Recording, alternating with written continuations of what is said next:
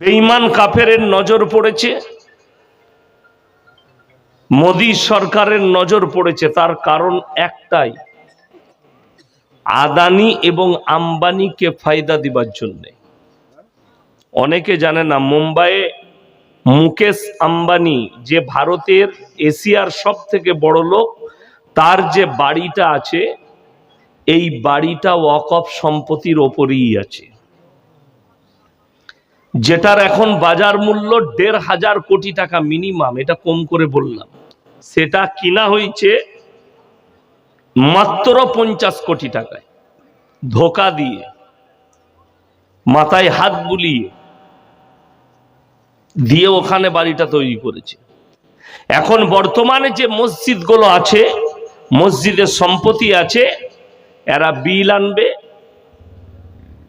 যে এইগুলোতে মুসলমানদের আর কোনো এখতিয়ার থাকবে না, সরকারের এখতিয়ারে থাকবে। মন গেল আপনার গ্রামে এসে বললে এই মসজিদটা ভেঙে দিতে হবে, এখানে সরকারি প্রকল্প হবে, আপনাকে জায়গা দিচ্ছি, অন্য জায়গায় নামাজ পড়ার মসজিদ করে নেন, কিংবা তোমরা বুঝে নাও কোথায় কি করবে। তখন কিন্তু আপনার আর কিছুই করার থাকবে না। ওই জন্যে সকলে প্রতিবাদ করবেন। আর আমরা আমাদের প্রাণ থাকতে ওয়াকফ সম্পত্তি সরকারের হাতে দেব না। সকলে জোরে একবার বলুন ইনশাআল্লাহ।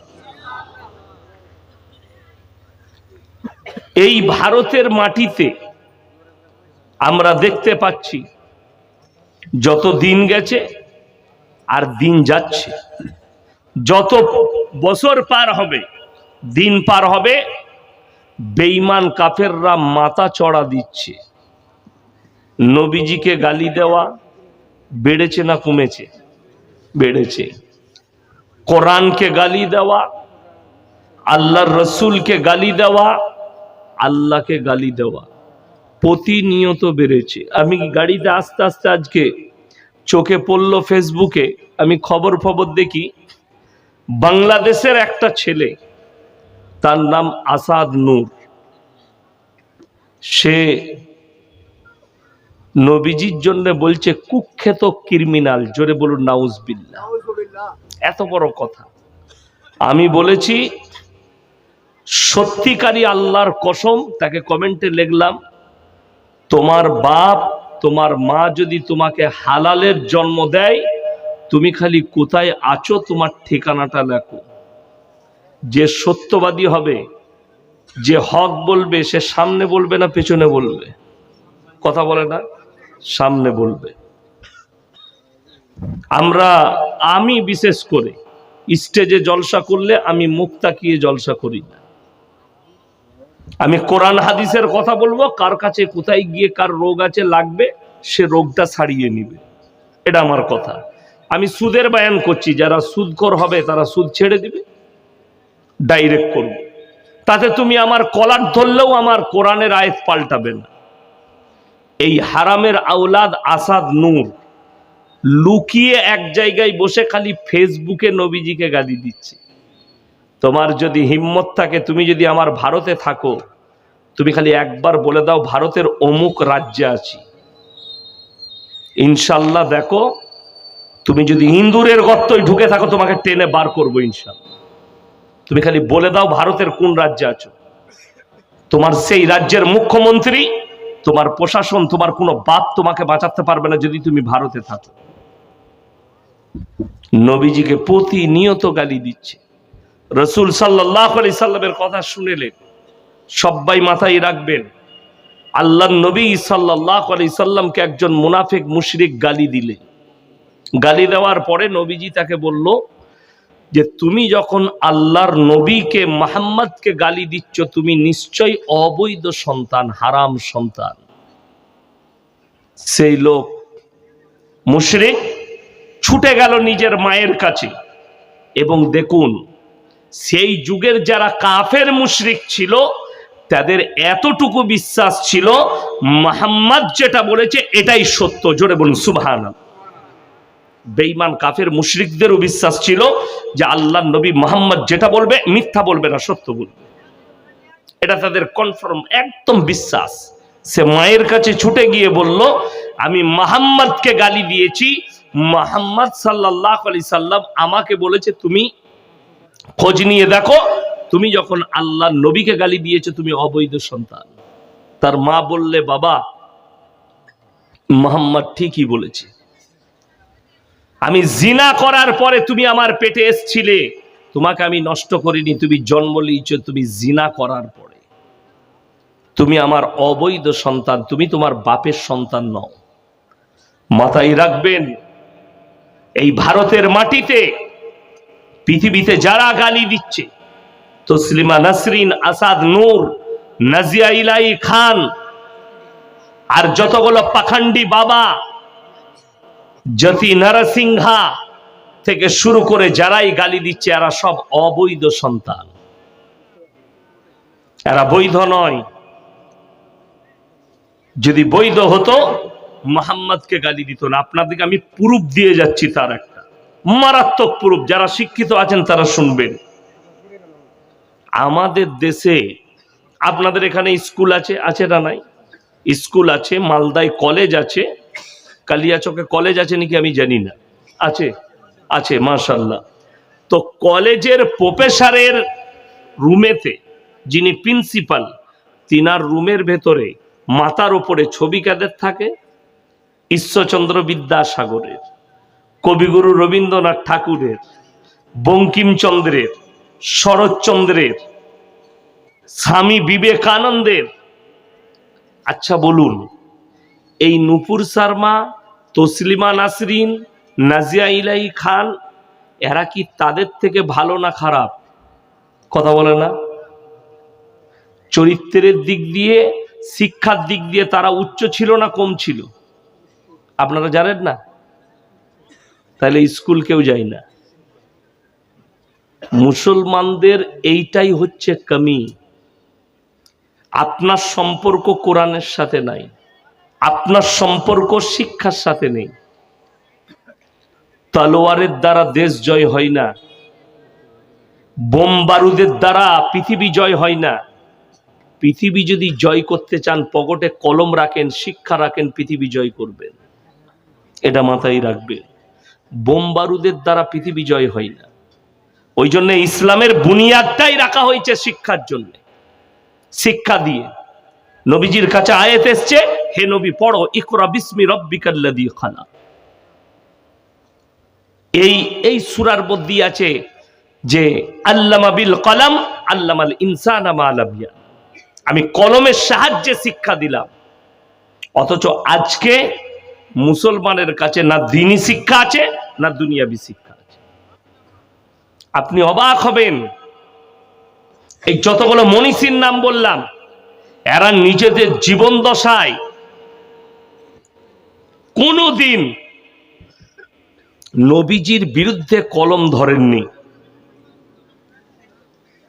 নবীজির বিরুদ্ধে কেউ কলম ধরেনি, এটা মারাত্মক তথ্য। স্বামী বিবেকানন্দ তিনি আমেরিকার শিকাগো শহরে বক্তব্য দিতে গিয়ে বলেছিলেন, পৃথিবীতে যদি কেউ মহামানব থাকেন তিনি হচ্ছেন হযরত মুহাম্মদ মুস্তাফা, সকলে বলুন সাল্লাল্লাহু আলাইহি ওয়াসাল্লাম।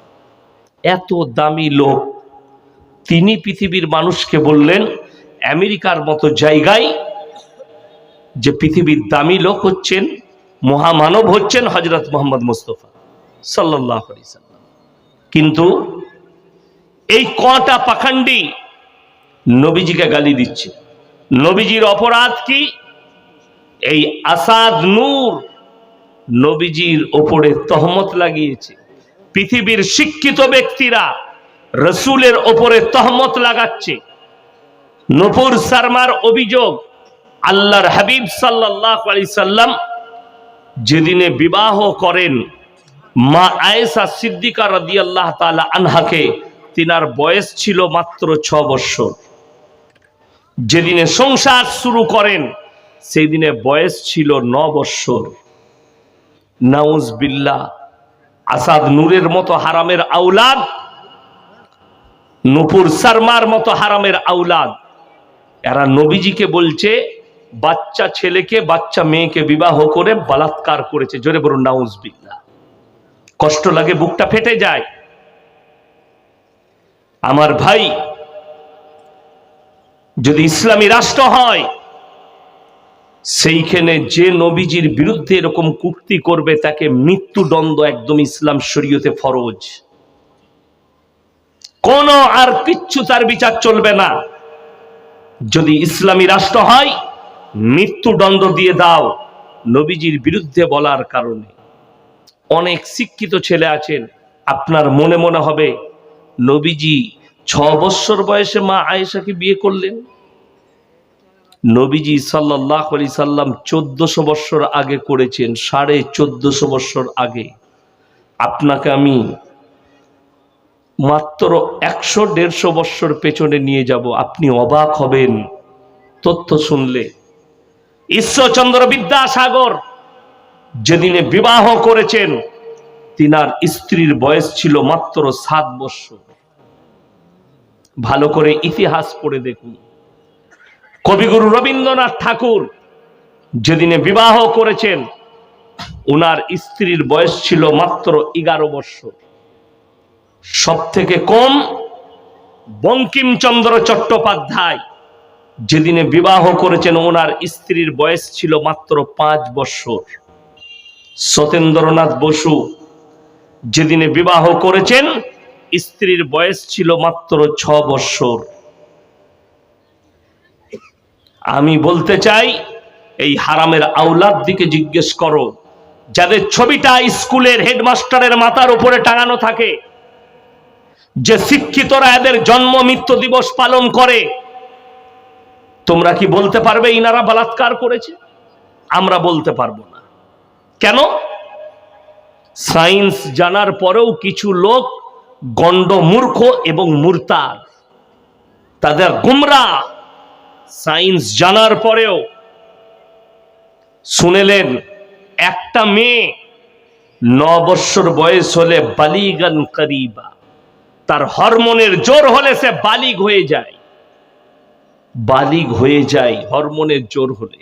বালিগান করিবা, বালিগ হব। 10 বছর বয়স হলে সেই মেয়ে বালিগ হয়ে যায়। 12 বছর বয়স হলে সে বাচ্চা ধারণ করার ক্ষমতা নিয়ে চলে আসে, কোনো অসুবিধা নেই। এটা আমি সায়েন্স বললাম। আমি আপনাকে বুঝিয়ে দিই, এখন বর্তমানে বেঈমান কাফেররা ঠান্ডা মাথায় মুসলমানদের ঈমানকে চুরি করছে। আপনি অনুভব করতে পারবেন না কি? আজকে বর্তমানে 100টা মহিলার মধ্যে, প্রেগনেন্ট মহিলা 100টার মধ্যে 98 জনের সিজার করে বাচ্চা হচ্ছে, পেট চিরে। ঠিক বললাম না ভুল বললাম? সেই ডাক্তারকে জিজ্ঞেস করুন, ডাক্তার আপনাকে উক্তি দিচ্ছে, যুক্তি দিচ্ছে, বাবা এটা তো আপনার মডেলিং এর যুগ, সায়েন্সের যুগ, সায়েন্স উন্নত হয়েছে। তো আগে বাচ্চা হতো, মানুষ মারা যেত, মারা যেতেন, তখন ডাক্তার ছিল না, দাই মারা বাচ্চাই করতো। আমি অবাক লাগে, যদি মডেলিং এর যুগ হওয়ার কারণে, সায়েন্সের যুগ হওয়ার কারণে মেয়েদের সিজার করে বাচ্চা বার করতে হয়, আপনারা বলুন আমাদের সমাজে যে গরু ছাগল কুকুর শুয়োর এরা যে আছে, এরা পুরনো যুগে আছে না এরাও মডেলিং এ এসছে? কথা বলে না? তারাও কিন্তু আমাদের মতনই যুগে এসছে না আসেনি? তারাও এই সায়েন্সের যুগে চলছে। সেই ডাক্তারকে জিজ্ঞেস করো, স্যার গায়ের সিজার করে বাচ্চা হচ্ছে না কেন, এখনো নরমাল কেন? কথা বুঝতে পারেননি? ছাগলের নরমেলে বাচ্চা হচ্ছে কি করে? 3টে 2টো, শুয়োরের 9টা 10টা বাচ্চা হচ্ছে, বিনা সিজারে নরমেলে বাচ্চা হচ্ছে। তার মানে ধোঁকা আপনাকে কোথাও দেওয়া হচ্ছে, ধোঁকা, প্রতারণা। যদি কোনো বাপের বেটা ডাক্তার থাকেন, আমার সঙ্গে চ্যালেঞ্জ অ্যাকসেপ্ট করতে পারেন।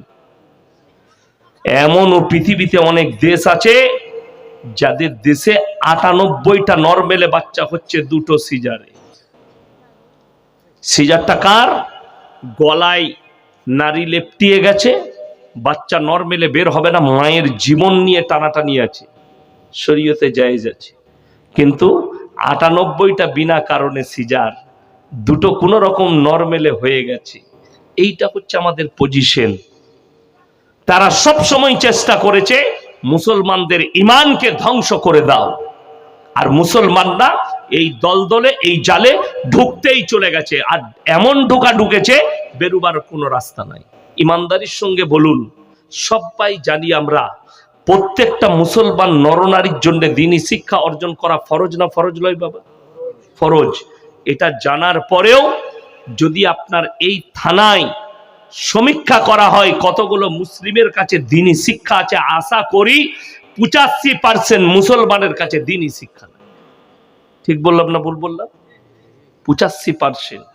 এইটা না থাকার কারণে বেঈমান কাফেররা সুযোগ পেয়েছে আপনার দ্বারা পাপ করানোর, আপনার ঈমানকে ধ্বংস করার তারা সুযোগ পেয়েছে। আপনি বলুন, কোরআনে স্পষ্ট আছে ওয়াহাল্লাল্লাহুল বাইয়া ওয়া হাররামার রিবা, তোমাদের জন্য সুদকে হারাম করা হলো, ব্যবসাকে হালাল করা হলো। সুদ খাওয়া কি হারাম না হালাল? জোরে বলুন, আমি কানে কালা। হারাম। আচ্ছা, মুসলিম সুদ খায় না খায় না? আপনাদের এখানের লোক খায় না মনে হয়?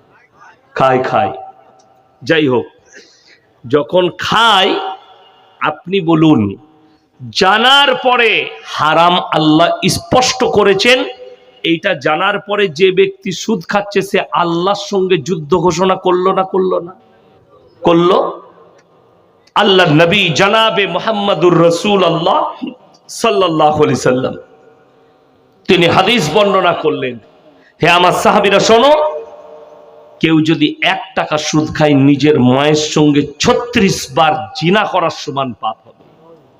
এইটা জানার পরে, রাসূলের হাদিস জানার পরে যে ব্যক্তি সুদ খাচ্ছে সে নিজেকে মুসলমান কিভাবে দাবি করতে পারে? সে তো রাসূলের সঙ্গে সংগ্রাম করেছে, সে তো আল্লাহর সঙ্গে যুদ্ধ ঘোষণা করেছে। আপনি সকালবেলায় আমাকে গালি দিবেন চায়ের দোকানে, অসুবিধা নেই, যে ইয়াসিন একটা বাজে বক্তা, আলহামদুলিল্লাহ তুমি বলেছো, এটাই আমার জন্য দোয়া।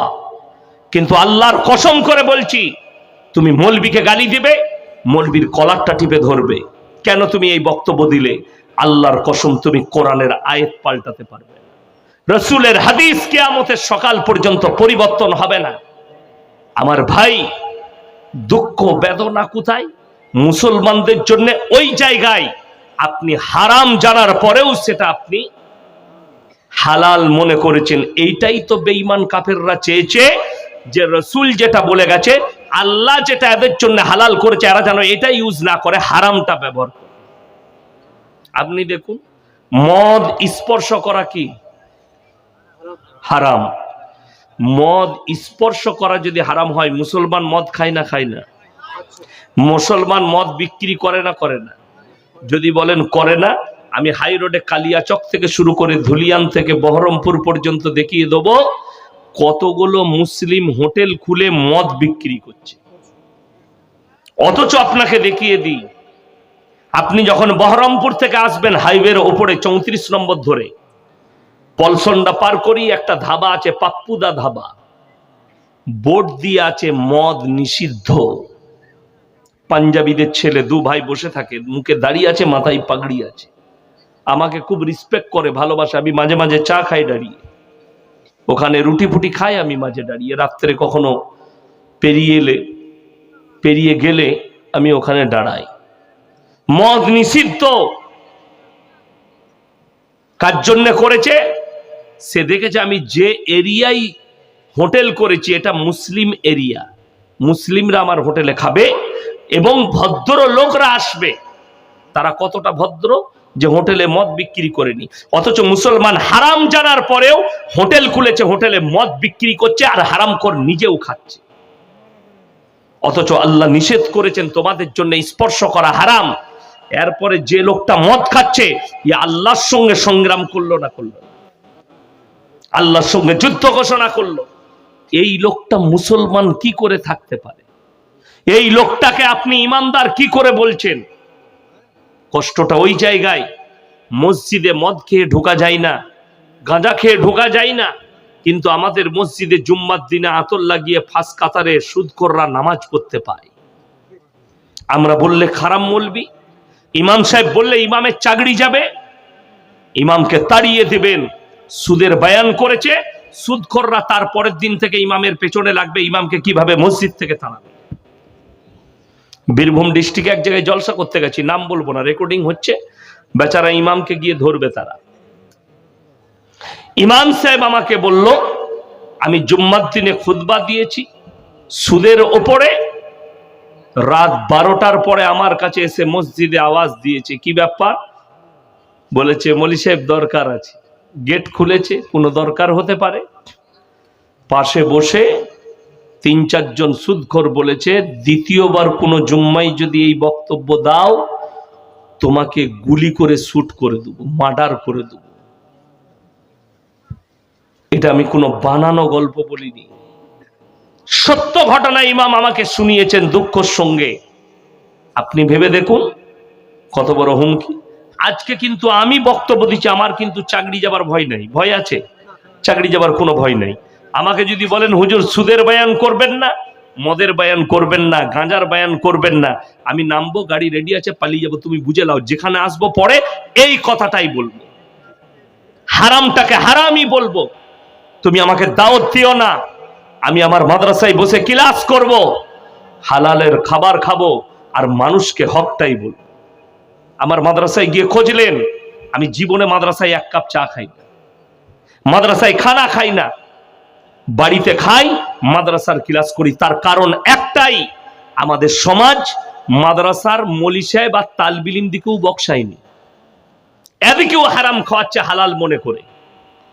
মাদ্রাসায় গিয়ে আমি একদিন ক্লাস করছি, গেটে ঢুকি আমার রুম, তো একজন এসে বসলো, হুজুর সাহেব কথা ছিল। বলো কি আছে? ছেলেদিকে খাওয়াবো। তো আমার বোর্ডিং ম্যান যিনি আছেন মাস্টার সাহেব, মুড়ারোয়ে বাড়ি, বললাম মাস্টার সাহেব আপনি ফদ্দ করে দেন, কি কি লাগবে, বিরিয়ানি খাওয়াবে ছেলেদিকে। আমি ফদ্দ করছে মাস্টার সাহেব, আমার পাশে বসে আছে। আমি বললাম ভাই একটা কথা জিজ্ঞেস করব? বলুন। বলে কোন খুশিতে তুমি খাওয়াচ্ছ? কিছু একটা তো হবে, মানুষ বাড়ি করলে খাওয়াই, ছেলে মাধ্যমিকে ফার্স্ট হয়েছে খেয়েছে, ছেলের বিয়ে আছে খাওয়াবে, কোন খুশিতে খাওয়াচ্ছ? বলে হুজুর কেউ কি বলবেন না, আমার লটারিতে 4 লাখ পড়েছে তাই খাওয়াচ্ছ। তোবা তোবা তোবা, আর আমাদের দোয়া কবুল হয়? আমাদেরকে বলছে লটারির পয়সায় বিরিয়ানি খা। লটারি হারাম না হালাল? হারাম। আমি তাকে বললাম ভাই তুমি হারাম পয়সা মাদ্রাসার তালবিলিমকে খাওয়াতে এসছো? সে আমাকে উত্তর করেছে, তোমরা যদি না লাও অন্য মাদ্রাসা আছে সেইখানে দেবো। আমরা তারা খাবে সেইখানে দিয়ে দাও, তাদের জন্য চলবে, আমাদের মাদ্রাসায় দিও না। ইলম শেষ হয়ে যাবে, মানুষ হারাম টাকাকে হালাল মনে করে মাদ্রাসার মসজিদে দান করবে, তখন আল্লাহ তাআলা ইলমকে তুলে নেবে। আপনারা দেখতে পাচ্ছেন এখনো অনেক বাকি আছে যারা আমার কচি কাঁচা আছে। আজকে তো স্টেজে মৌলবি দেখতে পাচ্ছেন, এমন একটা যুগ আপনার সামনে আসবে, তাদের ইলম থাকবে না, মাদ্রাসার মুখ দেখবে না, কোরআন হাদিসের জ্ঞান থাকবে না, আপনার মুআন্নাস মুজাক্কারের জ্ঞান নেই, স্টেজে এসে আপনাকে কোরআন হাদিস শোনাবে আর কোরআন হাদিসকে বিকৃত করবে, তারাই হবে জাহান্নামের খোরাক। এইটাই হবে। আমি 3 মাস আগে হুগলি ডিস্ট্রিক্টের তারকেশ্বরে জলসা করতে গেছি। আমি কামরায় ঘুমাচ্ছি, আমার টাইম হলো, উজু করে যাচ্ছি, তখন একটা অল্প বয়সী ছেলে, একদম কম, 24 পরগনা থেকে এসছে, এই দাড়ি গজিয়েছে, বক্তব্য দিচ্ছে কানে হাত দিয়ে, মানুষকে গুমরা করার বক্তব্য দিচ্ছে, ইসলাম বিরোধী আর কোরআন হাদিস বিরোধী বক্তব্য দিচ্ছে। আমি গিয়ে স্টেজে যখন তাকে ধরলাম, যদিও সেই দিনে ভাগ্য ভালো কোনো রেকর্ডিং বালা ছিল না, একদম গ্রাম্য অঞ্চল, আমি মনে করেছিলাম থাকলে ভালো হতো। তো তার বক্তব্য কি? কোরআন বিরোধী হাদিস বিরোধী বক্তব্য কি আছে? সে মানুষকে কানে হাত দিয়ে, আর আমাদের দেশের একটা রোগ আছে, কোন বক্তা যদি কানে হাত দিয়ে সুর করে 3 কিলোমিটার টেনে বক্তব্য দেয়, এরা বলে দারুণ বক্তা বে, আর মেয়েরা বলে কি সুর লোক, মারাত্মক গলা, বুঝলি কিলো, বুঝে নাই কিচ্ছু, যা বুঝে কর, সমাজ শেষ। কানে হাত দিয়ে বলছে, বাবাজিরাম, আমার মায়েরা, বোনেরা, বাবাজিরা, বাবা ধনেরা। সে বক্তব্য রাখছে কার? বড় পীর আব্দুল কাদের জিলানী রহমতুল্লাহ আলাইহির একটা উক্তি বর্ণনা করছে, যেটা ফুল মিথ্যা এবং বানাওয়াট কথা। কি বলছে? অনেক জনার মনে মনে হবে আব্দুল কাদের জিলানী রহমতুল্লাহ আলাইহি, আমি 1 লাখের বেশি জলসা ছুটছে, একটা যদি স্কিপ বার করতে পারেন যে আমি ইনাদের বিরুদ্ধে বলেছি, আমি জীবনে আর জলসা করব না। কিন্তু যারা মিথ্যাচার করছে তাদের বিরুদ্ধে আমি। কি বয়ান হচ্ছে? বাবাজিরাম, বড় পীর আব্দুল কাদের জিলানী দস্তরখানে খানা খেতে বসেছেন, দেশি মুরগি দিয়ে ভাত দিয়েছে বাবা। আজকে যেমন আমাকে বললাম রুটি খাবো, দেশি মুরগি দিয়ে রুটি দিয়েছে বক্তা দিকে, দেশি মুরগি। তো আমি খেলাম, 1 পিস 2 পিস খেলাম। কি বক্তব্য শুনেলেন বাবাজিরাম? বড় পীর দেশি মুরগি খাচ্ছেন আর হাড্ডিগুলো এক জায়গায় আলাদা করে রাখছেন বাবাজি। একজন মুরিদ জিজ্ঞেস করলেন, হে বাবা, আপনি দেশি মুরগির মাংস খাচ্ছেন কিন্তু হাড্ডিগুলো আলাদা করে রাখছেন কেন বাবা? তখন তিনি বলছেন, হে মানুষ, যুগের মানুষ, শুনে নাও, আমি বড় পীর এই মুরগিটা খাওয়ার পরে মুরগিটাকে আবার জীবিত করার ক্ষমতা রাখি। নাউজুবিল্লাহ বলেন। আমি বললাম স্টেজে গিয়ে, ভাই এটা পেলে কোথায়? বলে হুজুর মোবাইলে দেখেছি। আমি বলি, তুই মোবাইলে পাস করা মৌলবি, মাদ্রাসায় পড়া মারল। এ মোবাইলে পাস করেছে মৌলবি। তাকে আমি বললাম, ভাই কোথায় মৌলবি পড়েছে? হুজুর 2 বছর পড়ে এলাম মাদ্রাসায়। বলে ওই জন্য তাহলে ঠিক আছে, তোর দোষ নাই, দোষটা এদের কমিটিওয়ালাদের, যারা দাও দিয়েছে। আমি তাদেরকে বললাম, আপনাদেরকেও বলে যাই, ইমানদারির সঙ্গে বলুন। অনেকজন সেখানে বললে যে স্টেজে বলাটা ঠিক হয়নি, আপনাকে আলাদা বলতে হতো। আমি বললাম, গোটা কওমকে গুমরাহ করছে। স্টেজে বসে আমি যদি তার ভুলটা না ভাঙিয়ে দিই, এই লোকগুলো এটাই আকীদার বিশ্বাস নিয়ে বাড়ি যাবে আর সবারই ঈমান ধ্বংস হবে। বড় কষ্ট লাগে ভেবে দেখুন, এখানে যতগুলো স্টেজে আলেম বসে আছেন মৌলবি, আমি চ্যালেঞ্জ দিয়ে গেলাম গোটা কালিয়াচকের আলেম দিকে, কেউ যদি একটা হাদিস, জয়ীফ হাদিস দেখাতে পারে, নবীজি সাল্লাল্লাহু আলাইহি সাল্লাম দুম্বার মাংস খেয়েছেন, খেয়েছেন না খাননি? খেয়েছেন। সেই দুম্বাটা খাওয়ার পরে, মাংস খাওয়ার পরে দুম্বাটাকে নবীজি জীবিত করেছেন। নবীজির থেকে দামি লোক পৃথিবীতে কেউ আছে? কিয়ামত পর্যন্ত আসবে? আসবে না। নবীজির জন্য একটা হাদিস এলো না যে নবীজি মুরগিটাকে, আপনার বকরিটাকে খাওয়ার পরে বকরিকে জীবিত করেছেন, দুম্বার মাংস খাওয়ার পরে দুম্বাকে জীবিত করেছেন, উটের মাংস খাওয়ার পরে উটকে জীবিত করেছেন। কি আছে সাপ? আমার ভাই বসে যান, ভাই যারা পেছনে আছে তারা মারবে, আপনারা এদিকে তাকান। আমার ভাই, বড় দুঃখের সঙ্গে বলছি যে ইসলামটাকে ইসলাম মনে করুন, দিনটাকে দিন মনে করুন। প্রত্যেকটা ভাইকে অনুরোধ করব যে আপনারা দ্বীনি শিক্ষা অর্জন করুন। ভাই বসে যান, ভাই ভাই পেছনে যারা আছে তারা সাপটাকে তাড়াবে, মেরে দিবে। যাই হোক, দেখুন যদি মারা যায় মেরে দেন, না হলে তাড়িয়ে দেন, পালিয়ে গেলে ঠিক আছে। হ্যাঁ আমার ভাই, আপনাদেরকে অনুরোধ করে বলছি, প্রত্যেকটা ভাইকে, সবাই দ্বীনি শিক্ষা অর্জন করব। জোরে বলুন ইনশাআল্লাহ। আচ্ছা, বাংলা মানে কোরআন বেরিয়েছে না বেরোয়নি? বেরিয়েছে। বাংলা হাদিস বেরিয়েছে না বেরোয়নি? বেরিয়েছে। বড় বড় আলেমের লেখা দামি বই আছে না নাই? বই আছে। আপনারা আমার জন্য দোয়া করবেন। আগামী বছর জলসা সিজনে আপনাদের কাছে একটা উপহার দেব, বই শয়তানের রহস্য। এই বই ইনশাআল্লাহ লেখা কমপ্লিট হয়েছে, ছাপিনি। যাই হোক, এই বড় বড় আলেমদের লেখা বই আপনারা পড়ুন। আপনি কোরআনের মানে কোরআন বাড়িতে রাখুন। এইটা যখন চর্চা করবেন, হাদিসের চর্চা করবেন, ইলমের চর্চা করবেন, কোনো আপনাকে বদ্দিন লোক ধোঁকা দিতে পারবে না।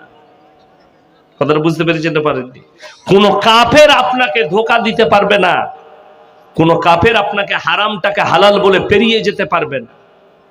দেখুন, দ্বীনি শিক্ষা না থাকলে কত বড় বিপদ হয়। আমার এলাকায় একটা বড় কোম্পানি আছে, ফ্যাক্টরি। আমার বাড়ি হচ্ছে দিল্লি রোডের ওপরে। কোন রোডের উপরে বললাম? দিল্লি রোড। কলকাতা টু দিল্লি রোডের ওপরেই আমার বাড়ি। এই মোরগ্রাম থেকে যে রোডটা সিউড়ি হয়ে চলে যাচ্ছে, একবারই দার্জিলিং বলে উঠছে পানাগড়। পানাগড় থেকে বর্ধমানের দিকে 17 কিলোমিটারের মাথায় আমার গ্রাম, আমার মাদ্রাসা, আমার বাড়ি। 4500 বসতির গ্রাম, একটাই সমাজ, একটাই মসজিদ। আল্লাহর কৃপা, এত মিল মহব্বত আমাদের। তো ওই এলাকায় এই পানাগড়ের আশেপাশে একটা কোম্পানি হয়েছে, শালিমার কোম্পানি। পাঞ্জাবিদের হবে জানি না, অমুসলিম। সেখানে মুরগিগুলো জবাই হয়, পোল্ট্রি মুরগি জবাই হয়ে বিদেশে এক্সপোর্ট হচ্ছে। কোনগুলো?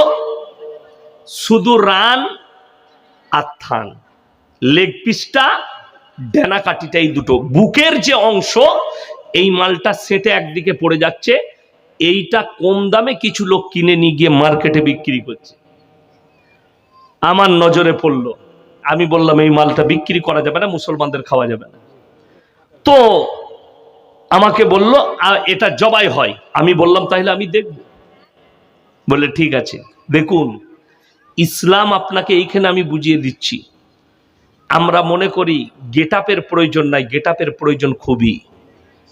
এই দাড়িটা ইসলামের গেটআপ, দাড়ি টুপি। এই যে পাঞ্জাবি দেখছেন, এটা ইসলামের গেটআপ। যদি বলেন পাঞ্জাবি না পড়ে কি নামাজ হবে না? নামাজ হয়ে যাবে, কিন্তু কোনো কোনো সময় নামাজ আবার হারাম হয়ে যাবে তার।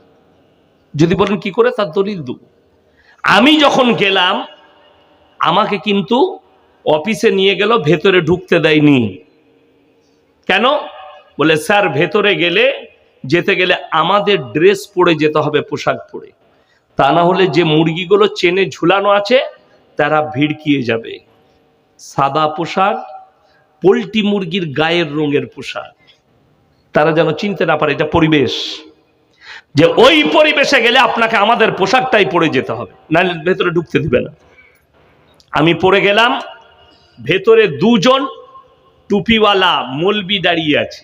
কিন্তু মৌলবিটা কি মৌলবি? কাঠ মৌলবি। কাঠ মৌলবি জানেন তো, মাদ্রাসায় ভালো করে পড়াশোনা করেনি। কি হচ্ছে, এইরকম তার টাঙানো আছে, অতি চেন আছে, চেনে মুরগিগুলো ঝুলে আছে।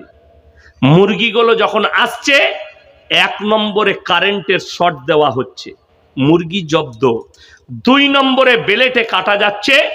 3 নম্বরে মেশিনে গিয়ে পড়ছে, যখন তার চামড়াটা ছিলে একদিকে চলে যাচ্ছে, তারপরে মাংসটা 3 টুকরো হচ্ছে।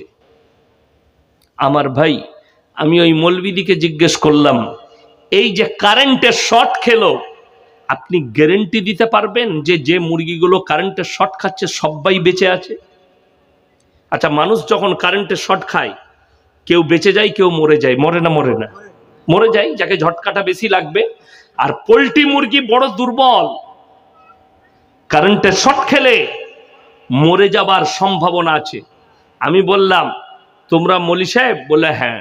কোথা থেকে পাস করেছো? তাদের মুখের আর কোনো ভাষা নেই। আমি বললাম তোমাদের সার্টিফিকেট দেখি। তারা অফিসে যেটা জমা দিয়েছে, আমি নাম করব না, একটা মাদ্রাসার প্যাড, সেই প্যাডেতে সেক্রেটারি সই করেছে, হেড মোল্লা সই করে দিয়ে দিয়েছে। কোম্পানিতে 22,000 টাকা বেতন পাচ্ছে, তারা খালি দাঁড়িয়ে দেখবে কোনটা কাটছে কোনটা কাটেনি। আমি বললাম, এতগুলো মানুষ পৃথিবীর মাংসটা খাবে, আরব, দুবাই, কাতার, কুয়েতে যাবে, আর তারা খাবে। এবং তারা যদি মরা মাংসটা খায়, আল্লাহর কসম, তোমাদের দুজনাকে কলার ধরে আল্লাহ জাহান্নামে নিক্ষেপ করবে। তোমরা বিনা সার্টিফিকেটে, তোমাদের কাছে মৌলবি সার্টিফিকেট নেই, মাদ্রাসাওয়ালা যারা দিয়েছে, এই মাদ্রাসার হেড মোল্লা সেক্রেটারি কিয়ামতের দিনে জাহান্নামের উত্তরাধিকারী হবে। কি করে দিলে? তারা মৌলবি পাস করেনি, তারা কি কাজ করবে আগে জেনে নাও। যে তুমি এই কাজটা করবে, তাহলে তোমাকে মৌলবি হওয়া জরুরি, আগে ফতোয়া লাও। মার্কেটে বন্ধ হয়ে গেল মুরগির মাংস বিক্রি করা। আমি বললাম এটা চলবে না, মার্কেটে যেতে পাবে না। সেই মাংস অন্য রাজ্যে বিক্রি করছে, রাতের বেলায় ডিপে ভরে বিহারে ঝাড়খণ্ডে নিয়ে গিয়ে তারা বিক্রি করছে অল্প পয়সায়। সেটা কিনছে কারা? রেস্টুরেন্টওয়ালারা কিনছে। যে রেস্টুরেন্টে গিয়ে আপনি খাচ্ছেন চিকেন চিল্লি, যে রেস্টুরেন্টে গিয়ে খাচ্ছেন আপনি চিকেন পকোড়া, তারা ওই মাংসটা কিনে মানুষকে হালাল বলে খাওয়াচ্ছে। আপনি অনুভব করতে পারবেন না তারা কিভাবে আপনার ঈমানকে ধ্বংস করছে। চলুন, পরিবেশ এই জন্য বললাম। আচ্ছা, এই পাঞ্জাবি পড়ে কেউ যদি নামাজ পড়তে যায়, আচ্ছা তার পাছা বেরোবার কোনো ভয় থাকবে? কথা বলেন, থাকবে না। কোম্পানি এমন এমন ডিজাইনের প্যান্ট বার করেছে, বেশিরভাগ মহিলাদের সালোয়ার ইসলাম বিরোধী, রসুলের আদর্শের বিরুদ্ধে। বুখারী শরীফের হাদিস, পুরুষ মানুষ টাকনুর ওপরে কাপড় পরবে। কোথায় বললাম? টাকনুর ওপরে। বেঈমান কাফেররা যতগুলো প্যান্ট তৈরি করেছে সব টাকনুর নিচে। ঠিক বললাম না ভুল বললাম? যে যুবকরা প্যান্ট পরছে তারা জানে টাকনুর নিচে না ওপরে। এ কথা বলে না? টাকনুর নিচে হারাম। ওই অংশগুলো জাহান্নামের আগুনে জ্বলবে। আর কিছু কিছু ছেলে আছে তারা মনে করছে খালি নামাজের টাকনুর ওপরে করতে হবে, দিয়ে মাল গুটিলিয়ে খালি নামাজটা পড়ে নিচ্ছে। ঠিক বললাম না ভুল বললাম? গুটিয়ে খালি নামাজ পড়ছে, নামাজের পরে আবার খুলে দিচ্ছে। যদি বলেন কেন? দুটো কারণ। টাকনুর নিচে পুরুষ কাপড় পরলে তার মনের মধ্যে অহংকার আসবে। 2 নম্বর, সে যখন রাস্তা দিয়ে পেরিয়ে যাবে ওই টাকনুর নিচে কাপড় পরে, আপনি কালিয়াচক বাজারে হাঁটছেন, কুকুরের মুদ লাগবে, না হলে কুকুরের গু লাগবে, তা না হলে কোনো নাজাসাত লাগবে, আপনি বুঝতেই পারবেন না। আর ওইটার দ্বারা আপনি মসজিদে ঢুকে নামাজ আদায় করবেন। মারাত্মক কারণ হচ্ছে অহংকার। যারা অহংকারী হবে, হাদিসে আছে, তারা জান্নাতে প্রবেশ করবে না। রাসূলের হাদিস। আপনার দিলেতে অহংকার আসবে, আমাকে যা লাগছে না, এই যে অহংকারটা। আমি গত বছরে মুম্বাই যাচ্ছিলাম, আমি কলকাতা এয়ারপোর্টে দাঁড়িয়েছি সকালবেলায় 6:30টায়, বোর্ডিং পাস করাচ্ছি, 8:30টায় ফ্লাইট আছে। ঢুকলাম বোর্ডিং পাস করাতে, আমার সামনে লাইন, লম্বা লাইন আছে 100 জনের। আমার সামনে যে ঝেলটা আছে বিহারি মুসলমান হবে, তো সে এমন একটা প্যান্ট পরেছে পেছন থেকে মনে হচ্ছে এটা খুলে পড়ে যেতে পারে। আমি দেখলাম আল্লাহ, খুলে গেলে সব গোলমাল হয়ে যাবে। আমি পেছনে আছি, আমি তাকে বললাম ভাই थोड़ा ऊपर कर लीजिए, पैंट नीचे गिर जाएगी। से আমাকে উত্তর দিলে, हजरत ये डिजाइन है। মনে সালা ऐसा भी डिजाइन का पैंट निकल चुका है। এমন প্যান্ট বেরিয়েছে মনে হচ্ছে পড়ে যাবে, কিন্তু ডিজাইনটাই ওটা। এরপর ভেবে দেখুন, এই ছেলেটা যদি ওই প্যান্ট পরে নামাজ পড়ে কোনো মসজিদে ঢুকে, তার পেছনে যে থাকবে তার আর নামাজ হবে? ই তো সিজদায় গেলি পেছনে যে থাকবে সে আলী বাবার গুফা দেখতে পাবে। নামাজ শেষ, 1 মিনিটে শেষ নামাজ, সময় লাগবে না। ইসলামে ওই জন্য গেট আপের দাম লাখ টাকা। আপনি মসজিদে যাচ্ছেন, একটু এমন জামা পরেন যেটার দ্বারা আপনার পাছানা বেরিয়ে যায়, যেটার দ্বারা আপনার শরীরের হারাম অংশ বেরিয়ে না যায়, আপনি বাকি সব ঠিক আছে। মহিলাদের জন্য টাকনুর নিচে কাপড় পরতে হবে। বুখারী শরীফের হাদিস, যে মেয়েরা টাকনুর উপরে কাপড় পরবে আল্লাহ তাআলা ওই অঙ্গগুলো জাহান্নামের আগুনে জ্বালাবেন। আমার ভাই ভেবে দেখুন, বেঈমান কাফেররা চক্রান্ত করলো। এখন যতগুলো সালোয়ার বিক্রি হচ্ছে সব মেয়েরা এইখানে সালোয়ার পরছে। ঠিক বললাম না ভুল বললাম? এই জায়গায়। আর কিছু কিছু মেয়ে আছে পায়েতে আবার কালো সুতো বাঁধছে। কার কি ব্যাপার? বলে লজল লাগবে না, গলায় দড়ি বাঁধলো আর মরবি না। কত বড় দুঃখ! এর থেকে বড় শিরক আর কিছু আছে?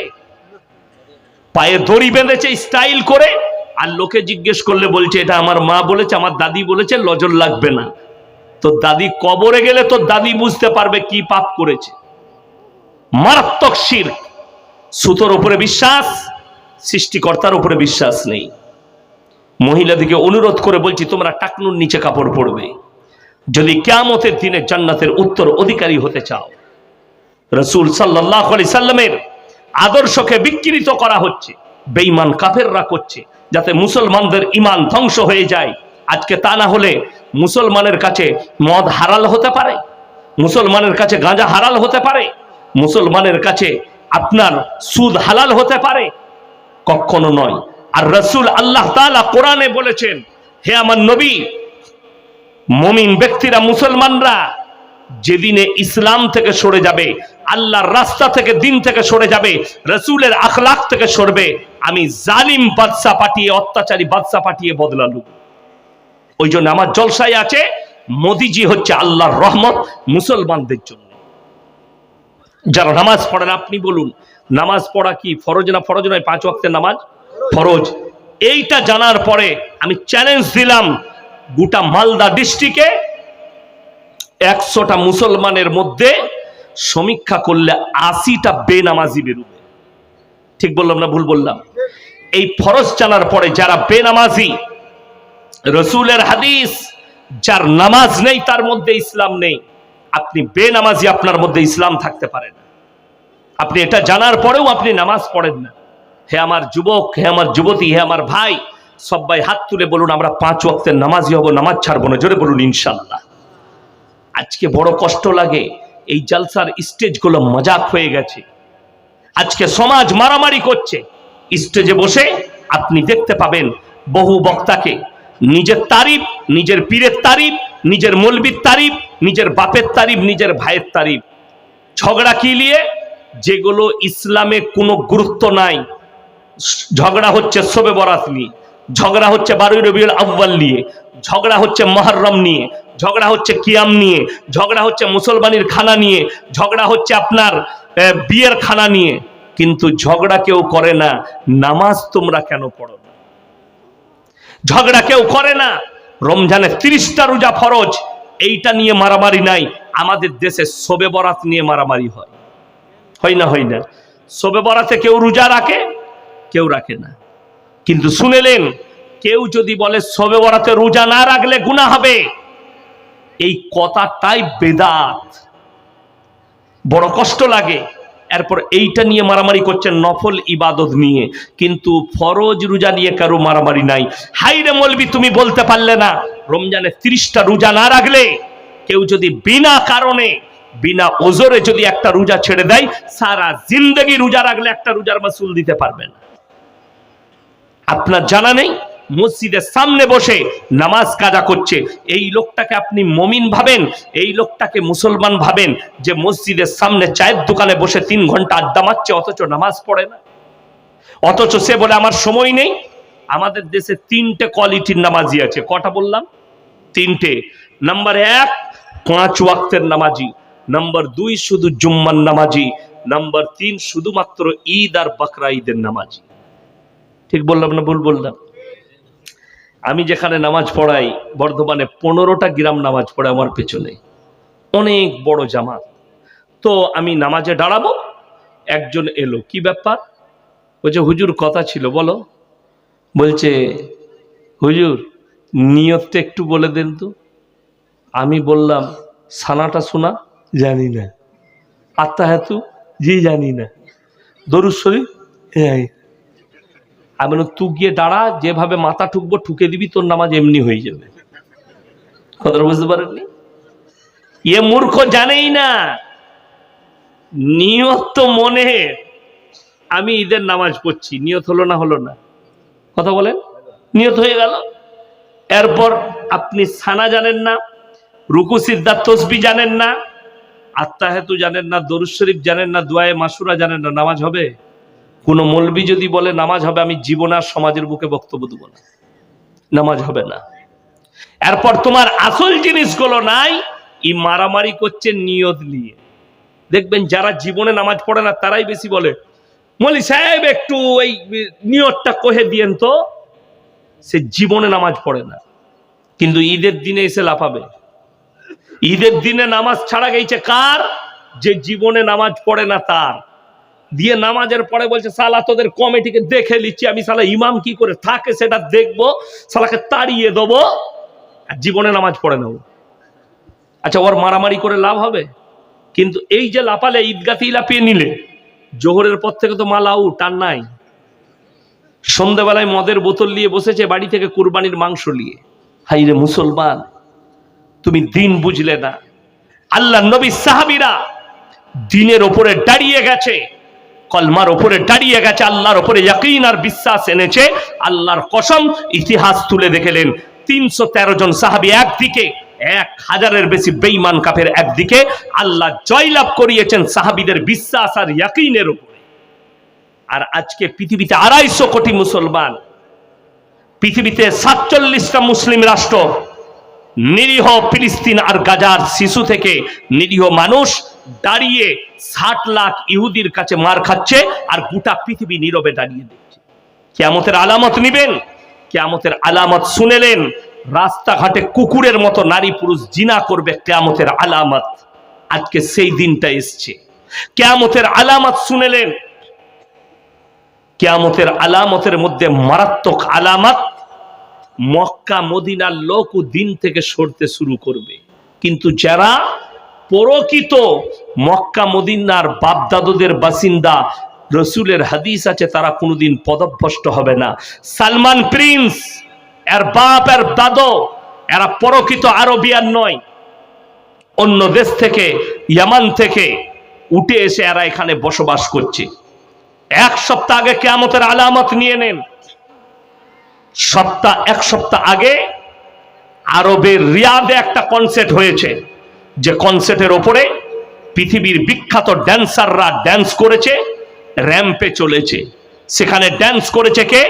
তার নাম হচ্ছে জেনিফার লোপেজ, এবং মহিলাটা পুরো উলঙ্গ, এবং তার যে ছবিটা উঠছে পেছনে স্ক্যান তৈরি করা হয়েছে, স্ক্যানটা হচ্ছে কাবা ঘর, স্ক্যানটা হচ্ছে কাবা ঘর, আর কাবা ঘরে ওই ন্যাংটো মেয়েটার ছবি উঠছে। আর আরবের বাদশা মাথায় রুমাল দিয়ে লম্বা জামা পরে হারামখোররা হাততালি মারছে, মজা নিচ্ছে। আল্লাহর কসম, লেখেলেন আমি ইয়াসিন মারা যেতে পারি। আপনারা এটা ভাববেন না মিডল ইস্টে চিঙ্গারি উঠেছে, আরব বেঁচে থাকবে, কুয়েত বেঁচে থাকবে, দুবাই বেঁচে থাকবে। গোটা বিশ্ব জড়াবে এই যুদ্ধে, মিডল ইস্টের যুদ্ধে গোটা মিডল ইস্ট জড়িয়ে পড়বে, এই আরবও জড়াবে। আজকে ফিলিস্তিনের 40-42 হাজার শিশু, নিরীহ শিশু মারা গেছে, তাদের চোখের পানি कहर হয়ে পড়বে। এই সালমান প্রিন্সেরও চোখে পানি পড়বে, তার দেশের মৃত্যু দেখে। মৃত্যু ঘন্টা তোমারও দেশে বাজবে, তুমি রেডি হও। তোমার গান বাজনা, তোমার ড্যান্স আর কাবাহরে তৌহিন, তোমার উপরে আল্লাহর গজব খুব তাড়াতাড়ি নাজিল হবে, তুমি রেডি হও। আপনারা কি মনে করছেন যেখানে নবীজি শুয়ে আছে, মক্কা মদিনা আছে, সেই দেশে কি আল্লাহর আযাব আসতে পারে না? অবশ্যই আসবে। যখন দিন থেকে সরে যাবে, এটা কোরআনের বাণী, আমার দিন থেকে সরে যাবে, আমার রাস্তা থেকে সরে যাবে, রাসূলের আখলাক থেকে সরে যাবে, আমি জালিম বাদশা পাঠিয়ে দিয়ে বদলালু। তাদের অবস্থা এই হবে যারা কাবা ঘরে তৌহিন করে, কাবা ঘরে ন্যাংটো মেয়েকে ড্যান্স করিয়ে তৌহিন করে, এটা কিয়ামতের আলামত। অথচ জানেন হাজার হাজার শিশুর কাছে খাবার নেই ফিলিস্তিন গাজায়। অথচ বড় দুঃখ লাগে, একজন মা, তার সব চলে গেছে, স্বামী থেকে শুরু করে পরিবার ধ্বংস হয়ে গেছে, বাড়ি ধ্বংস হয়ে গেছে, তার 3টে বাচ্চা তার কাছে আছে এবং সে জীবিত আছে। মিডিয়ার সামনে চোখের পানি ফেলিয়ে বলছে 15 দিন কোনো খাবার পাইনি। আল্লাহর কসম, আল্লাহ যদি মানুষের মাংস খাওয়া জায়েজ করত, হালাল করত, আমি আমার শরীরের মাংস কেটে আমার বাচ্চাদিকে রান্না করে খাওয়াতাম। অথচ এরা হাজার হাজার কোটি টাকা দিয়ে কনসার্ট তৈরি করে গান আর বাজনা মজ আর মস্তি করছে। বড় কষ্ট লাগে। সাহাবীরা ইসলামের জন্য জদ্দোজিহাদ করেছে, ইসলামের জন্য তাদের জান মালের কুরবানি হয়েছে। আজকে বড় কষ্ট লাগে, আপনার কাছে মসজিদের জন্য হাত পাতলে আপনার দ্বিধাবোধ হয় যে টাকা দেবো না। আপনার কাছে হাত পাতলে মাদ্রাসার জন্য দিনের খাতিরে কোরআনের মহব্বতে আপনার পকেট থেকে টাকা বের হয় না। হাইরে মুসলমান, তোমাকে জান দিবার প্রয়োজন নেই এই যুগে। কেউ যদি শুনেলেন খালি মসজিদে দান করে, আপনি শহীদের সমান মর্তবা পাবেন। চলে বলুন সুবহানাল্লাহ। ইসলামকে বাঁচানোর জন্য দুঃখ লাগে, সাহাবীরা জান মাল বিবি বাল বাচ্চার কোরবানি করে দিয়েছে। হযরতে আম্মার ইবনে ইয়াসির তার মায়ের 2 পায়ে উট বেঁধে দুদিকে তাড়িয়ে দিয়েছে, আখ ফাড়ার মতো ফাড়া গেছে।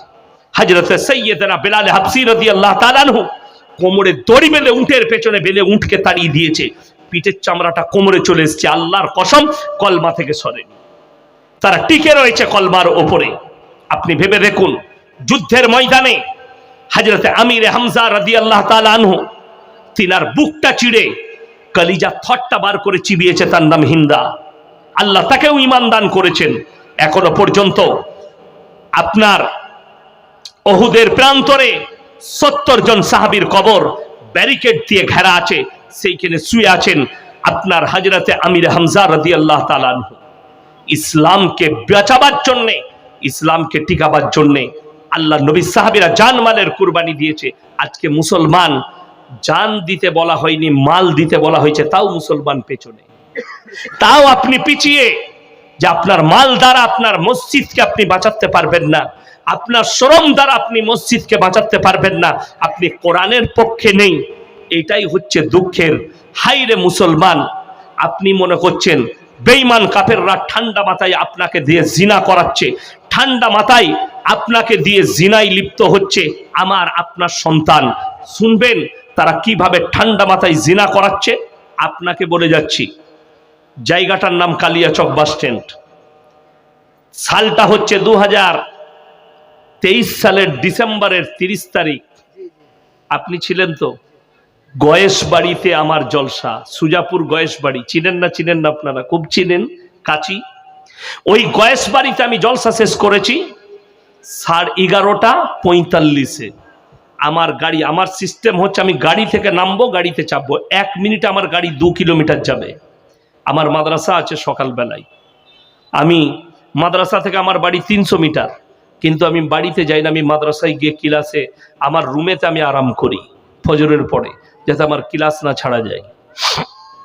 চলুন, আমি 11:45-এ গাড়ি ছেড়েছি, 13 মিনিটের মাথায় গয়েশ বাড়ি থেকে আমার গাড়ি কালিয়াচক স্ট্যান্ড। গাড়ি এসে জ্যামে দাঁড়িয়ে গেল, 5-6টা গাড়ি দাঁড়িয়েছে পেছনে। আমার ম্যানেজারকে বললাম নেমে দেখো কিসের জ্যাম এত রাত্রিতে, কিছু হলো? ঘুরে এসে কি উত্তর দিচ্ছে জানেন? 100টার মতো যুবক গোটা দুদিকটা হাই রোড ঘেরে রেখেছে, আর মধ্যেখানে 1 লক্ষ টাকার খালি বোম বিছিয়ে রেখেছে। 5 জানুয়ারি পালন করবে, তারা কেউ অমুসলিম নয়, প্রত্যেকটা মুসলমান। আর প্রশাসন বাবুরা গার্ড দিয়ে রেখেছে, এরা বোম ফাটাবে, 1 জানুয়ারি পালন করবে। কাঁটাই যখন 12টা বাজলো, বোমগুলো ধরিয়ে দিল।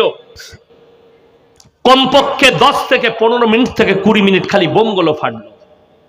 আপনারা এদিকে মুসলমান বলেন, আমার মতো মৌলবীর কাছে ফতোয়া হলে এদিকে মুসলমানই বলা যাবে না। মুসলমান সে যে আল্লাহ এবং রসুলের আখলাক থেকে সরবে না। যদি বলেন এই 1 জানুয়ারি পালন করা হারাম, আমার এই হারাম শব্দ যদি কোনো বাপের বেটা মৌলবি কাটতে পারে, আমি জীবনে সমাজের বুকে বক্তব্য দেবো না, আমি কোরআন থেকে দলিল দেবো আপনাদেরকে। এই মাসটা ডিসেম্বর মাসের আজকে ক তারিখ? 2। কালকে আমার নদিয়া চাপড়াই জলসা আছে, আজকে 2 তারিখ। আপনাকে বলে দিই, 25শে ডিসেম্বর মুসলিমদের যুবকরা পালন করছে। যদি এখানে না দেখেন, মালদা টাউনে দেখতে পাবেন। খ্রিস্টানদের গির্জায় গিয়ে কয়েকশো মুসলমান যুবক লাইনে দাঁড়াচ্ছে, আমার বর্তমান টাউনে আমি দেখেছি। কলকাতায় কয়েক হাজার স্টুডেন্ট, মুসলিমদের যুবক যুবতী, তারা গির্জার সামনে গিয়ে গির্জার ভেতরে আশীর্বাদ নিচ্ছে। এই জানেই না এর হাকিকত কি, এটার পক্ষে গেলে কি হতে পারে। আমরা ঈসা নবীকে বিশ্বাস করি, সবাই করবেন, জোরে বলুন ইনশাল্লাহ।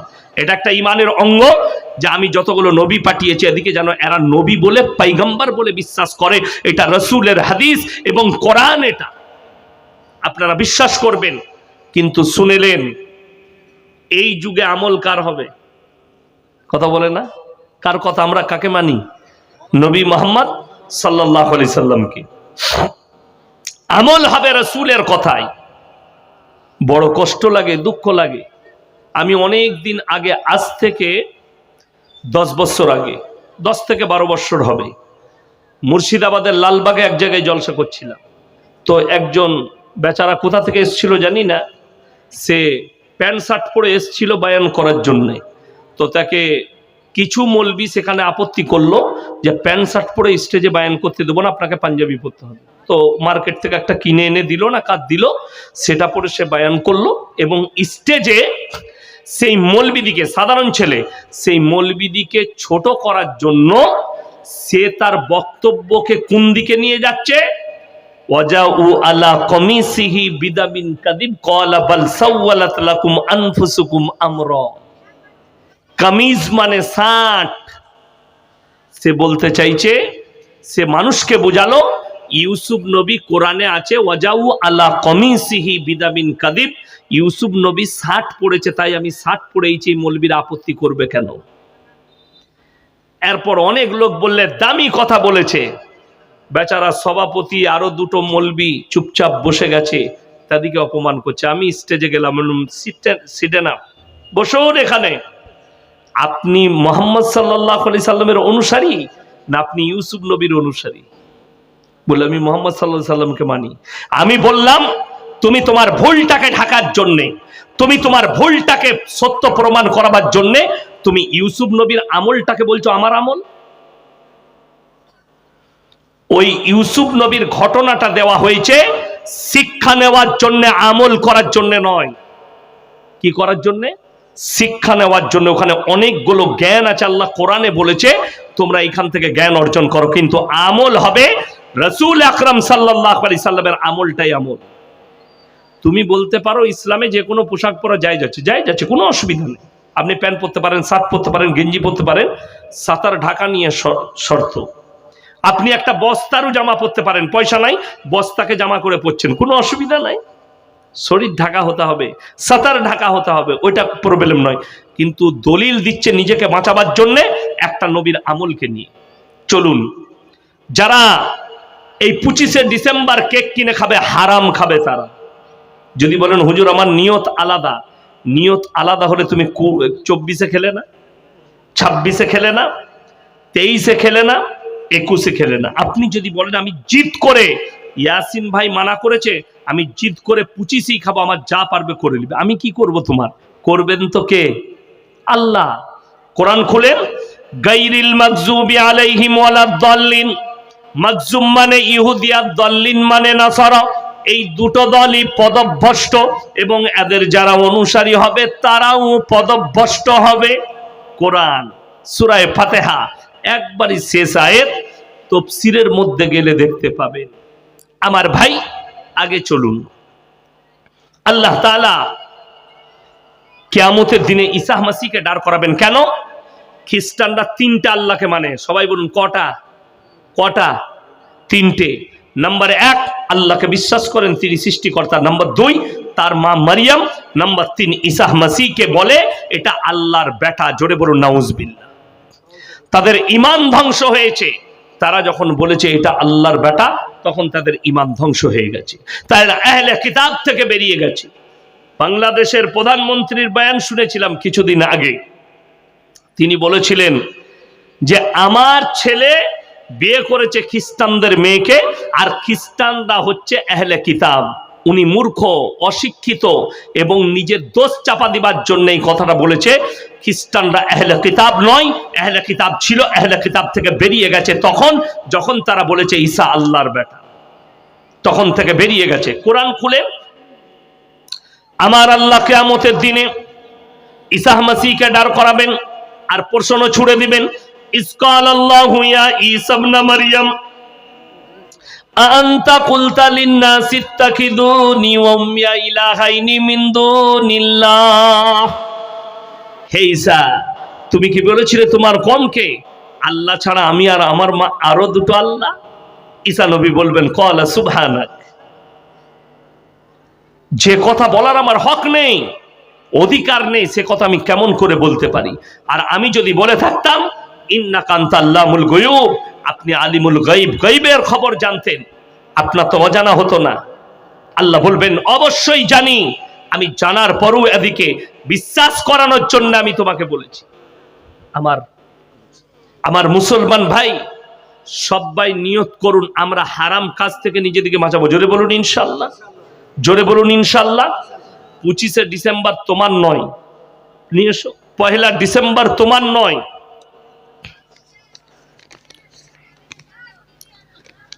বাংলাদেশের ইসকন নিষিদ্ধ হয়েছে, কিন্তু কেন? দেখুন, ইসকন এখনো নিষিদ্ধ হয়নি। বাংলাদেশের অবস্থা মারাত্মক খারাপ। একজন ইসকনের পুরোহিতকে গ্রেফতার করা হয়েছে। আমি দেখলাম, আমার কমেন্টে লেগেছে, আপনি খোঁজ রাখেন না, সব খবর রাখেন। সত্যিকারই বলছি, আমি কিছুই জানি না তিনি কেন গ্রেফতার হয়েছেন, তিনার নামে কি অপরাধ হয়েছে জানি না। একজন বলি, বাংলাদেশের মানুষকে বলবো, তবে আমি দেখলাম ভারতের ঝান্ডাকে কোনো স্কুলের সামনে বিছিয়ে তার উপরে পা দিয়ে যাচ্ছে। তোমরা মনে করছো এটা মহান কাজ করছি? একটা কথা মাথায় রাখবে, আমরা ভারতবাসী, ভারতের মুসলিম, আমাদের দেশের প্রতি আমাদের মহাব্বত আছে না নেই? আপনারা অনেক মুসলমান জানেন না, এই ঝান্ডার যে কালারগুলো দেখছেন, এই কালারগুলো যিনি দিয়েছেন তিনি একজন মুসলিম ব্যক্তি। জোরে বলুন সুবহানাল্লাহ। একজন মুসলিম ব্যক্তি দিয়েছেন। ওই জন্যে আমি অনুরোধ করব, বাংলাদেশের মানুষকে আমাদের ঝান্ডার তোহিন করবেন না। আমরাও চাইলে তোমাদের ঝান্ডাকে পোড়াতে পারি, আমরাও তোমাদের ঝান্ডাটা পায়খানায় ব্যবহার করতে পারি, কিন্তু কোনো ভারতবাসীকে দেখেছ, হিন্দু হোক কিংবা মুসলিম হোক, তোমাদের ঝান্ডা তোহিন করেনি। তোমরা শিক্ষা দিলে বড় কষ্ট লাগে। ভারতে যেমন মুসলিমদের ওপরে নির্যাতন হচ্ছে, একের পর এক মসজিদের নিচে বলছে মন্দির আছে, বড় কষ্ট লাগে, দুঃখ লাগে। মন্দিরগুলো সব মসজিদের তলায় খুঁজছে। সার্ভে করতে হবে। আমিও নিয়ত করেছি, আমি কেস করব, দিয়ে বলবো আমাদের কলকাতার হাইকোর্টের নিচে আমাদের একটা মসজিদ আছে, কুড়ে দেখব। যাই হোক, বাংলাদেশের মানুষকে বলবো, আমাদের দেশকে সম্মান করতে শিখুন, মানুষকে সম্মান করতে শিখুন। প্রত্যেকটা দেশের একটা জাতীয় পতাকার একটা মূল্য আছে। আমরা আমাদের দেশকে মহব্বত করি, দেশের জন্যে আমরা প্রাণ দিতে রাজি আছি। আমাদের উলামারা প্রাণ দিয়েছে। ইসকন কি ধরনের সংগঠন বিস্তারিত বলবেন? আমি জানি না ইসকন কি ধরনের সংগঠন, তবে ভারতেও আছে, আপনার মায়াপুরে ইসকন আছে আমি শুনেছি। তবে আমি আর বিস্তারিত না জানা পর্যন্ত, যে সম্পর্কে জ্ঞান নেই সে সম্পর্কে বক্তব্য দেওয়া ঠিকও নয়। আমি এটা জানি না, অর্থাৎ আমি বলবো না। আমাকে এক জায়গায় মেদিনীপুরে বলেছিল, হুজুর শিবলিঙ্গ নিয়ে কিছু বলুন। আমি বললাম, যে ধর্ম সম্পর্কে আমার জ্ঞান নেই এটা আমি কেন বলতে যাব? আমি ওই শিবলিঙ্গ সম্পর্কে আমার জ্ঞান নেই, ওই ধর্ম সম্পর্কে জ্ঞান নেই, ওটা আমি বলবো না। আমাকে যদি বলো যে আমার লিঙ্গ নিয়ে বলেন, কিভাবে মুসলমানি হবে, পানি কিভাবে লুবো প্রসাব করে, ওটা আমি বলতে পারবো। বর্তমানে ভারতে কিছু নিউজ চ্যানেল বলছে ভারত এবং বাংলাদেশের মধ্যে যুদ্ধের আশঙ্কা। যুদ্ধ যদি হয় তা হবে, কেউ চাইলে যুদ্ধ হবে, তবে আমি চাই শান্তি। যুদ্ধ যেন না হয়, আমাদের মধ্যে মিল মহব্বত থাকুক, প্রেম প্রীতি ভালোবাসা ভ্রাতৃত্ব আসুক। আসসালামু আলাইকুম প্রিয় হুজুর, আমার প্রশ্ন হচ্ছে, আজ কালের সমাজে একজন মুসলিম ভাই অন্য একজন ভাইকে দেখতে পারে না, বলে যে আমরা সুন্নি মুসলিম, তোদের আকীদা ভালো না। তাই বলি, সুন্নি কারা? যারা মিলাদ কিয়াম করে, চোখে চুম্বন করে, শুধু এরাই কি সুন্নি? আর যারা নবী করিম সাল্লাল্লাহু আলাইহি সাল্লামের অনুসরণ করে তারা কি সুন্নি নয়? একটু বিস্তারিত বলবেন।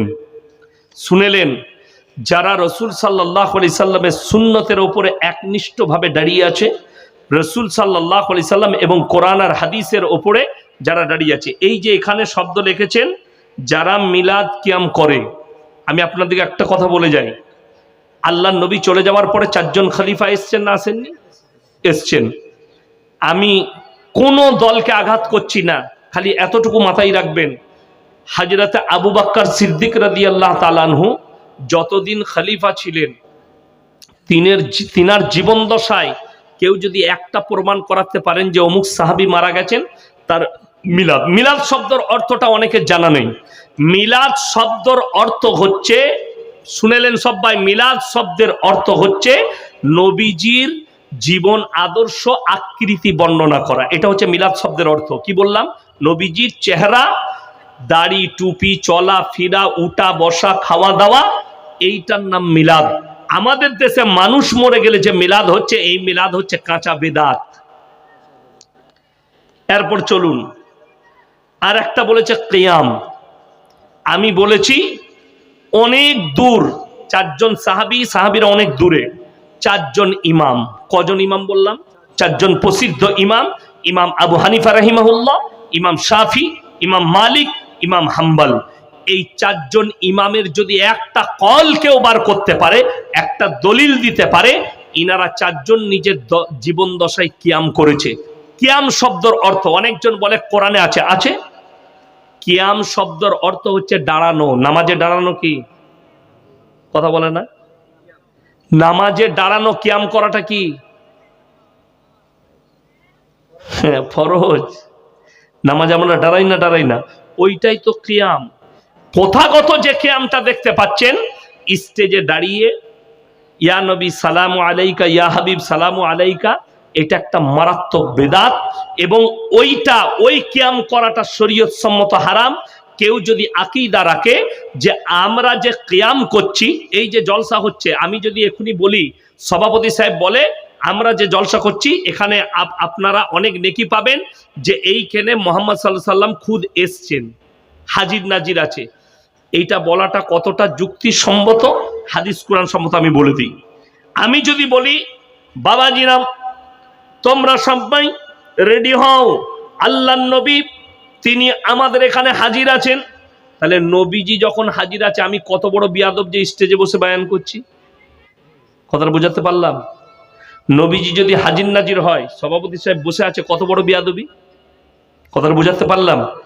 আচ্ছা, নবীজি সাল্লাল্লাহু আলাইহি সাল্লাম হাজির নাজির মেনে যারা কিয়াম করবে, ওই কিয়াম করাটা শরীয়ত সম্মত হারাম। আর সুন্নি শুনেলেন, আজকে দেখবেন বাগেশ্বর ধাম বাবা একটা কথা বলেছে, আর যোগীজি বলেছে কাটোগে তো বাটোগে। আজকে মুসলমানদের হাল এটাই, বাটার কারণে বলছে ওয়াহাবিদের মুরগি জবাই করা খাওয়া যাবে না। কে বলছে? আপনার এই মুর্শিদাবাদের একটা মুফতি, নামটা আমার মনে পড়ছে না, আর নামটা আমি অল্লুবও না, সে বলছে যে ওয়াহাবিরা যদি, ওয়াহাবি দেওবন্দিরা মুরগি জবাই করলে সেই মুরগি খাওয়া যাবে না, গরু জবাই করলে সেই গরুর মাংস খাওয়া যাবে না, তাদের সঙ্গে বিয়ে দেওয়া যাবে না, তাদের সঙ্গে উঠা বসা করা যাবে না, তাদের প্লেটে খাওয়া যাবে না। আমি এমন একটা উত্তর দিয়ে যাব, এদের 14 পুরুষ আর খুঁজে পাবে না। কেন? আপনাদেরকে ইমানদারির সঙ্গে বলছি, এরা হজ করতে যায় না? যাই। সব মুসলিমরা যায় না? যাই। বলি, মক্কায় যে মাঠ বেলটা বিছিয়েছে কারা? ওয়াহাবিরা। মক্কায় যে হোটেলগুলো আছে ওয়াহাবিদের। মক্কায় যে জমজমের কূপে যে জমজমের পানিটা খাচ্ছে, মেশিনটা লাগিয়েছে ওয়াহাবিরা। আমাদের দেশে ফতোয়া দিচ্ছে এদের সঙ্গে মিলা যাবে না, এদের পাতে খাওয়া যাবে না, অথচ দুঃখ লাগে এরা মক্কায় গিয়ে ওয়াহাবিদের প্লেটে খেয়ে আসছে, ওয়াহাবিদের হোটেলে শুয়ে আসছে। তাইলে ওই মৌলবীর উপরে ফতোয়া কি লাগবে? 1 মিনিট বলছে এদের সঙ্গে মুলাকাত করা যাবে না। বিশ্বাস করুন, এই খেতে বসে আছি, আল্লাহ যেন আমি মিথ্যা বললে জুবানটা বন্ধ করে দেয়। আমি একদিন উত্তর দিনাজপুর থেকে জলসা করে রাত 2টো বেজেছে, আমি কালিয়াচক স্ট্যান্ডে দাঁড়িয়েছি, কিছু ফল নেবো। একজন সুন্নি ভাই যারা বেরেলবি এসে দাঁড়ালেন বাইক নিয়ে, কোনো বক্তা, এলাকায় শ্বশুর ঘর, বলল আমাকে মুলাকাত করলো, হুজুর ভালো আছেন? আলহামদুলিল্লাহ। বললে ভাই একটা সেলফি নেবো। আমি বললেন সবাই নাই, আপনি কেন নেবেন না? একটা ফটো তুললো।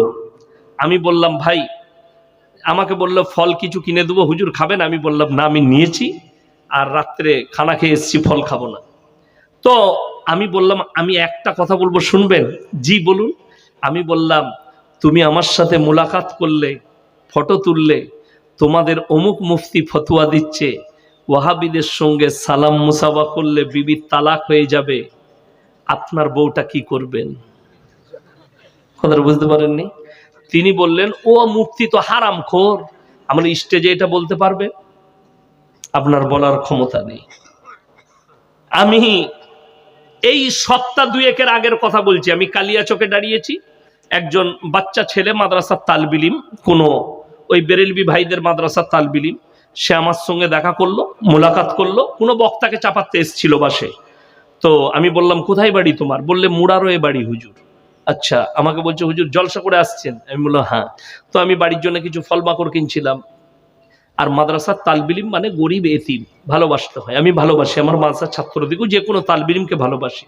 তো আমি ফল কেনার সময় তাকে বললাম যে তুমি কিছু লাও, খাবে।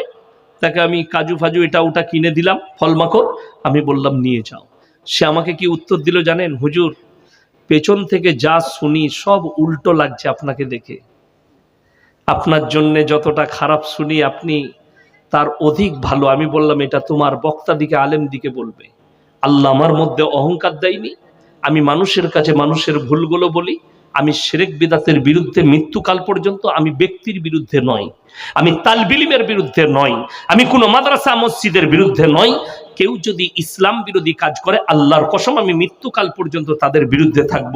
আমার ভাই দেখুন, বাটোগে তো কাটোগে।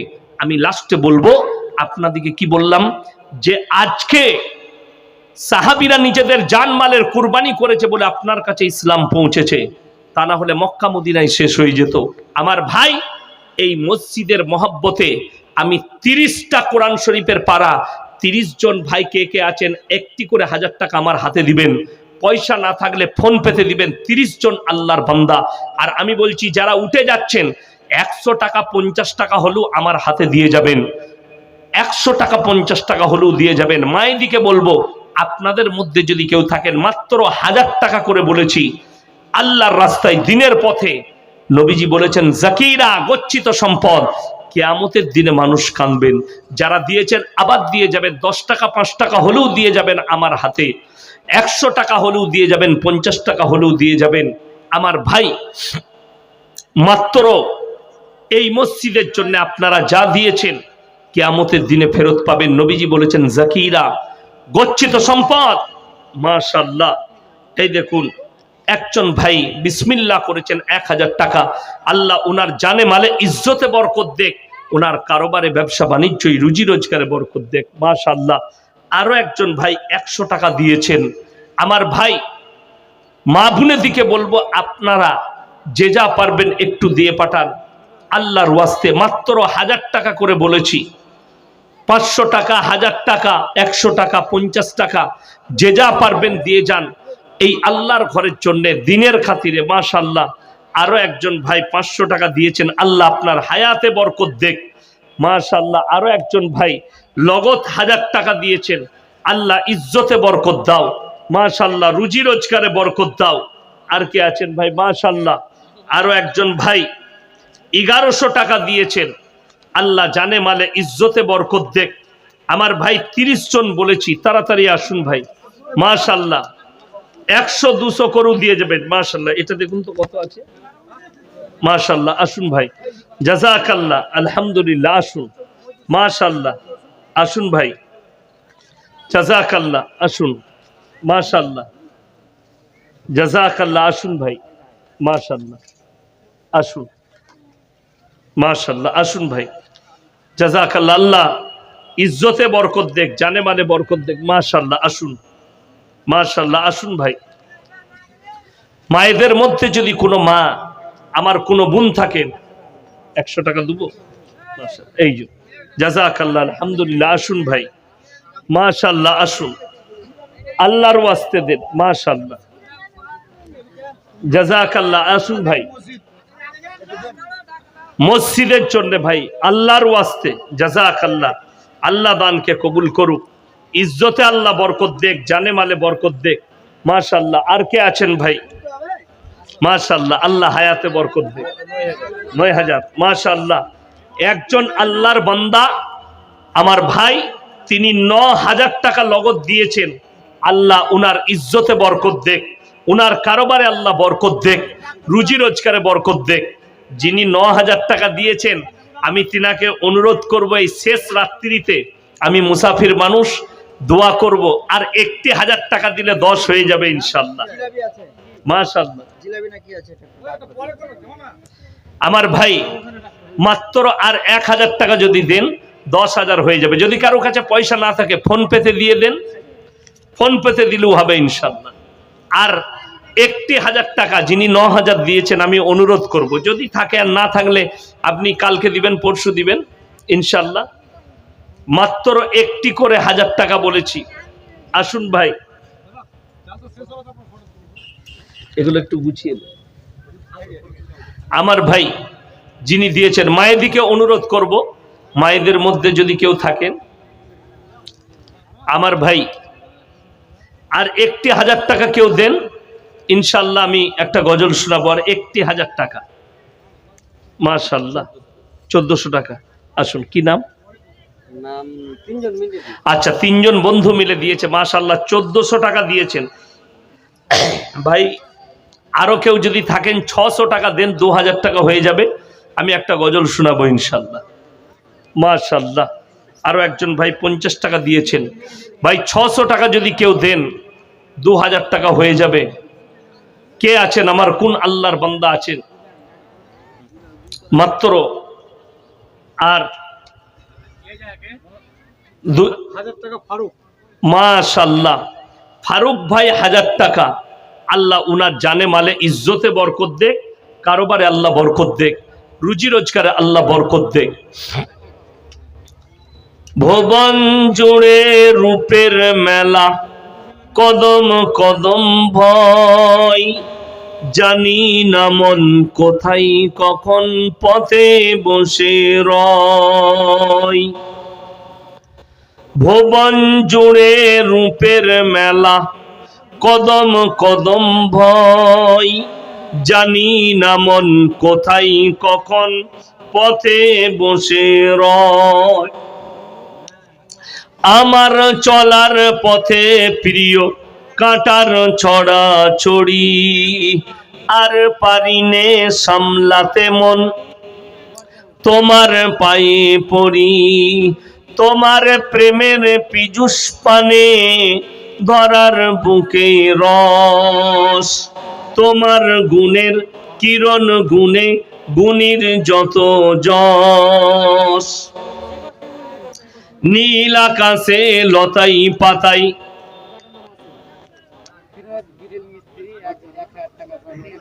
মাশাল্লাহ, ফিরোজ গ্রিল মিস্ত্রি 100 টাকা লগত, 900 টাকা বাকি, 1000 টাকা বাকি, 100 টাকা লগত লেখেলেন।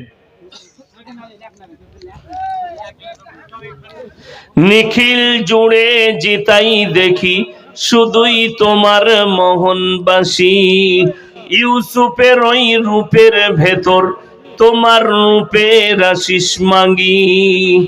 ঈসা মুসা ইব্রাহিম দাউদ নুহু সবই, সবার গুণে গুণী তুমি, ওগো আমার প্রিয় নবী। সকলে বলুন সাল্লাল্লাহু আলাইহি ওয়াসাল্লাম। এটা একবার বলেন না, শুনি কত গো? আচ্ছা, এইটা কেউ যদি নেন, সরকারি ডাক 1000 টাকা, কে নেবেন? আমি 500 টাকা দিলাম, দেখি কে আছে। 600। আর কে আছেন?